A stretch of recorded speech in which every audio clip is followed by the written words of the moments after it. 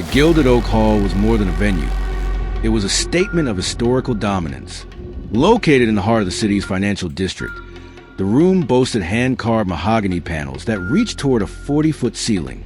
Above the guests, massive crystal chandeliers hung like frozen explosions of light, their thousands of prisms casting sharp, diamond-like glimmers across the polished marble floor. This was the annual Founders Gala, the most exclusive event of the year. The air was a blend of expensive perfumes, aged cedar, and the hushed tones of billion-dollar negotiations. In the center of the hall stood Victoria Thorne, the wife of billionaire real estate mogul Alistair Thorne. Victoria was the unofficial gatekeeper of the city's social hierarchy, a woman who believed that power was inherited, not earned. Standing near a fluted marble pillar was Dr. Aris Vance.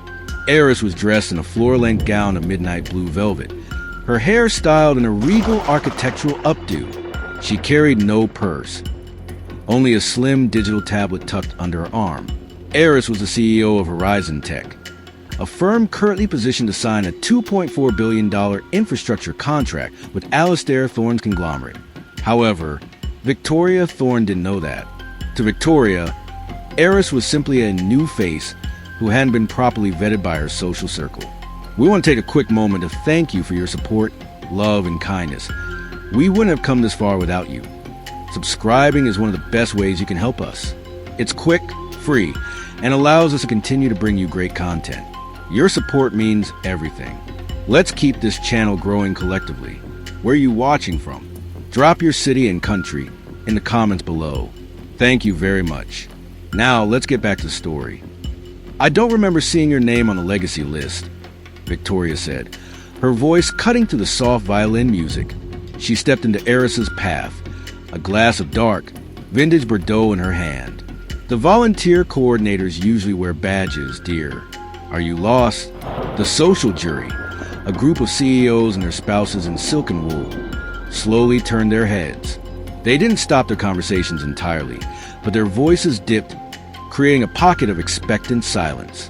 At a nearby table, a waiter continued to pour water for a quiet couple, the background remaining perfectly clear and natural. I'm not a volunteer, Victoria, Aris replied, her voice low, resonant, and entirely unbothered.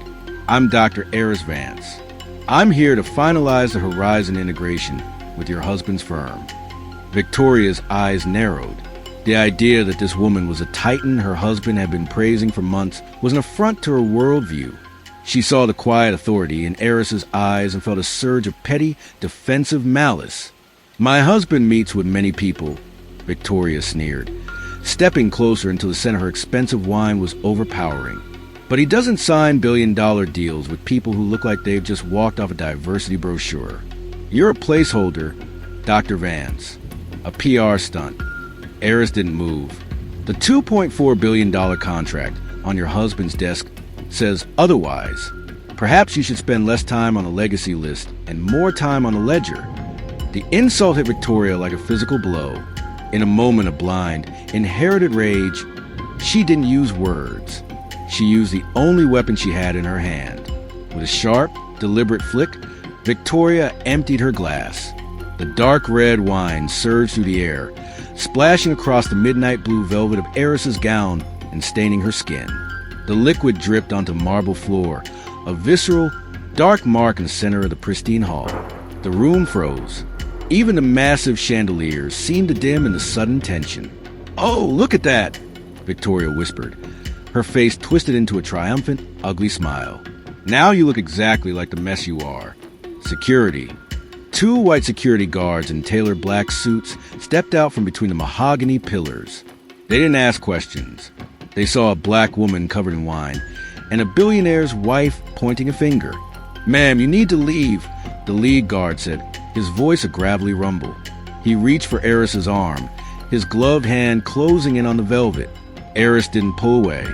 She simply looked at the guard, then at Victoria. "Wait." A voice boomed from the far end of the hall. Alistair Thorne was walking toward the group, his face a mask of sheer, unadulterated horror. He wasn't looking at his wife. He was looking at Aris. "Victoria, what have you done?" Alistair gasped, his voice barely a whisper. "She was being disrespectful, Alistair," Victoria said. smoothing her dress. "She's a trespasser. I'm having her removed before she ruins the evening." "She is the evening, you fool," Alistair shouted, his voice echoing off the vaulted ceiling. Aris finally spoke, her voice cutting through Alistair's panic like a blade. "Alistair, your wife mentioned that I was a PR stunt. She also mentioned that I don't belong in this hall. I think she's right." Aris reached out and tapped a command on her digital tablet.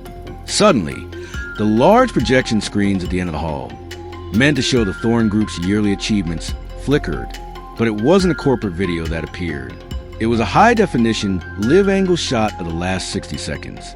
In the corner of the room, a young man had been standing by a pillar, his phone held at a perfect angle. He wasn't a guest. He was Aris's head of security. The natural realism of the recording was undeniable. The whine, the sneer, the guards, and Victoria's clear, audible insults. "The board of Horizon Tech is currently watching this feed," Aris said, her voice echoing through the silence. "The morality and reputational risk clauses in our contract are very specific, Alistair. I cannot, in good conscience, tether my firm's future to a family that views human dignity as an optional luxury." "Aris, please," Alistair pleaded, his face turning a sickly shade of gray. "It's a $2.4 billion partnership. We can fix this. I'll make her apologize publicly."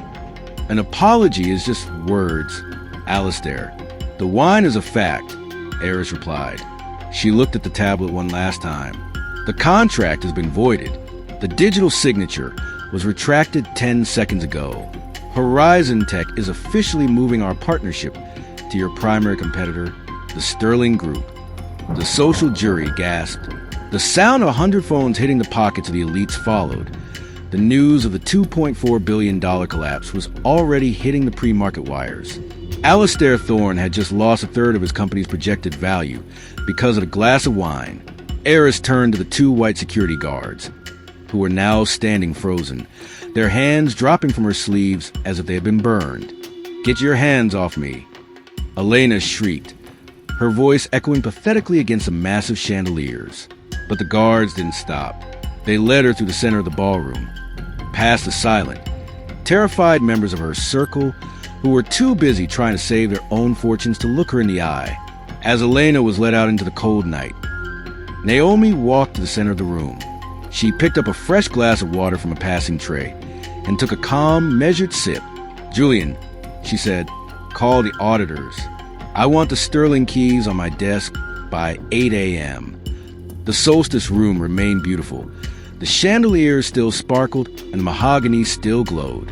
But the power that had lived there for 100 years had vanished in a few seconds, washed away by a single glass of wine and the quiet authority of a woman who refused to be small.